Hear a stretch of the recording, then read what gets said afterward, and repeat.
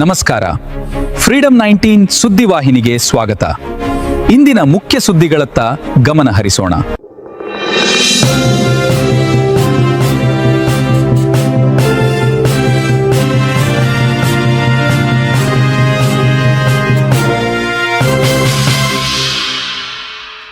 ನಮಸ್ಕಾರ, ನೀವು ನೋಡ್ತಾ ಇದ್ದೀರಾ ಫ್ರೀಡಂ 19 ನ್ಯೂಸ್ ಚಾನೆಲ್.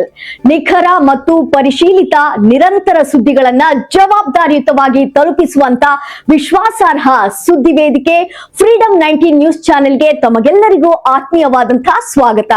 ಬನ್ನಿ ಇವತ್ತಿನ ಸುದ್ದಿಗಳನ್ನ ನೋಡೋಣ.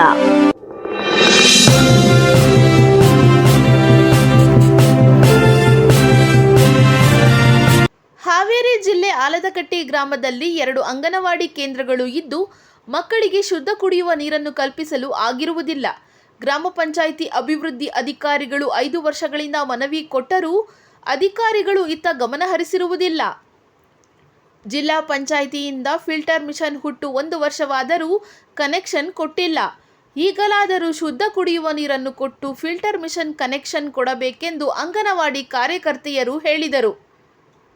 ನಮ್ಮ ಅಂಗನವಾಡಿ ಕೇಂದ್ರಕ್ಕೆ ಲೋಕಾಯುಕ್ತರು, ನ್ಯಾಯಾಧೀಶರು ಭೇಟಿ ಕೊಟ್ಟು ಮಕ್ಕಳ ಕುಂದುಕೊರತೆಗಳ ಬಗ್ಗೆ ವಿಚಾರಣೆ ಮಾಡಿ ಶುದ್ಧ ನೀರನ್ನು ಮಕ್ಕಳಿಗೆ ಒದಗಿಸಲು ಸಂಬಂಧಪಟ್ಟ ಮೇಲಾಧಿಕಾರಿಗಳಿಗೆ ಹೇಳಿದರೂ ಯಾರೂ ಇತ್ತ ಸುಳಿಯುತ್ತಿಲ್ಲ. ಇಂದು ನಮ್ಮ ಅಂಗನವಾಡಿ ಕೇಂದ್ರಕ್ಕೆ ಅಂತಾರಾಷ್ಟ್ರೀಯ ಮಾನವ ಹಕ್ಕುಗಳ ನ್ಯಾಯಾಂಗ ಸುರಕ್ಷಾ ಪರಿಷತ್ ಕರ್ನಾಟಕ ರಾಜ್ಯ ಕಾರ್ಯದರ್ಶಿಗಳು ಮಾರುತಿ ಎನ್ಎಸ್ ಭೇಟಿ ಕೊಟ್ಟು ವೀಕ್ಷಣೆ ಮಾಡಿ ತಕ್ಷಣ ಮಹಿಳಾ ಮತ್ತು ಮಕ್ಕಳ ಕಲ್ಯಾಣ ಅಧಿಕಾರಿಗಳಿಗೆ ತಿಳಿಸಿದಾಗ ತಕ್ಷಣ ಫೋನಿನ ಕರೆಗೆ ಸ್ಪಂದಿಸಿ ಆಯಿತು ಸರ್, ನೀರಿನ ವ್ಯವಸ್ಥೆ ಮಾಡಿಕೊಡುತ್ತೇವೆ ಎಂದು ಹೇಳಿದರು.